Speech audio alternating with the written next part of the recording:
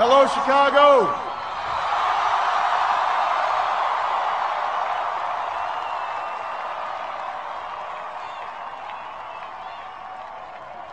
If there is anyone out there who still doubts that America is a place where all things are possible, who still wonders if the dream of our founders is alive in our time, who still questions the power of our democracy, tonight is your answer.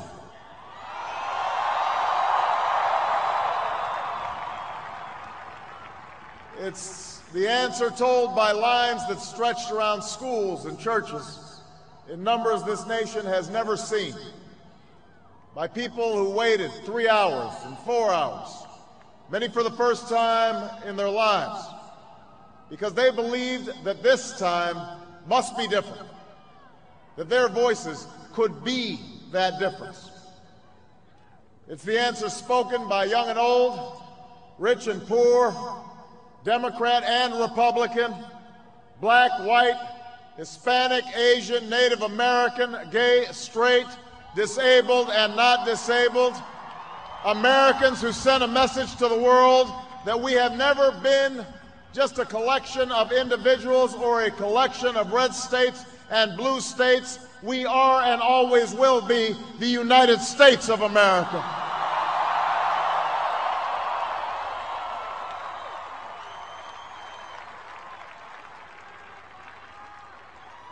It's the answer that led those who've been told for so long by so many to be cynical and fearful and doubtful about what we can achieve, to put their hands on the arc of history and bend it once more toward the hope of a better day.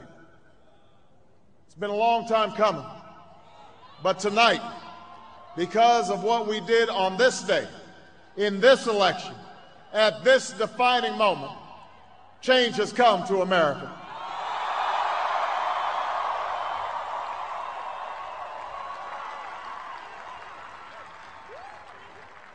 A little bit earlier this evening, I received an extraordinarily gracious call from Senator McCain. Senator McCain fought long and hard in this campaign, and he's fought even longer and harder for the country that he loves. He has endured sacrifices for America that most of us cannot begin to imagine. We are better off for the service rendered by this brave and selfless leader. I congratulate him. I congratulate Governor Palin for all that they've achieved, and I look forward to working with them to renew this nation's promise in the months ahead.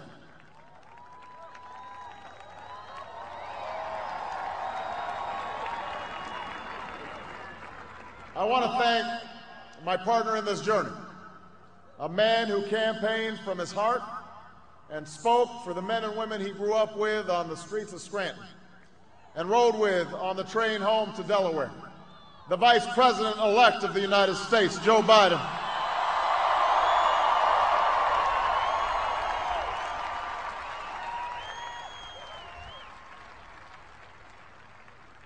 And I would not be standing here tonight without the unyielding support of my best friend for the last 16 years, the rock of our family, the love of my life, the nation's next First Lady, Michelle Obama.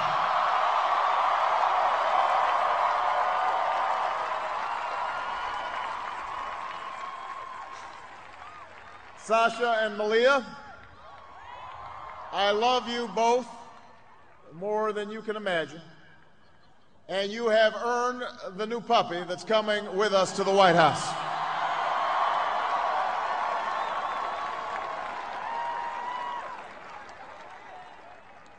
And while she's no longer with us, I know my grandmother's watching, along with the family that made me who I am. I miss them tonight. I know that my debt to them is beyond measure. To my sister Maya, my sister Alma, all my other brothers and sisters, thank you so much for all the support that you've given me. I am grateful to them.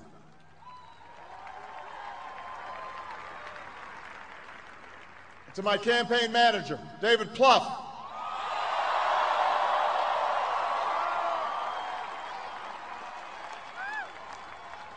the unsung hero of this campaign, who built the best political campaign, I think, in the history of the United States of America. To my chief strategist, David Axelrod, who's been a partner with me every step of the way.